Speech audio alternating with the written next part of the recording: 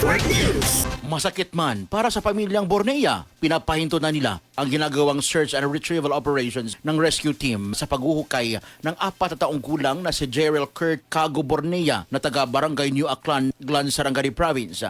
Si Kurt ang isa lamang sa missing na individual matapos ang magnitude 7.8 na lindol na tumama sa Sorsogon Region noong Hunyo 8. Ayon sa pamilyang Bornea na posibleng nabaon ang kanilang anak sa gumuhong lupa sa kanilang lugar dahil sa malakas na lindol na naging dahilan ng pagkabitak-bitak ng lupa sa kanilang lugar at dahil ilang araw na ginagawa ang pagbubungkal ng rescue teams, nagdesisyon ang pamilya na ipasa Diyos na lamang ang lahat. Ang Barangay New Aklan sa bayan ng Glan sa Sarangani ang isa lamang sa mga lugar na kalunos-lunos ang pinsala na natamo mula sa nasabing lindol. Ang mga residente na nasabing barangay ang pawang mga magsasaka at umaasa na lamang ngayon sa ayuda ng gobyerno at mga donors. Apila ng pamilya na samahan sila sa kanilang dasal para sa kaluluwa ng kanilang anak. Kasama mo sa RMN General Santos, Radyoman Brian Oñate, Tatak RMN. RMN Network News.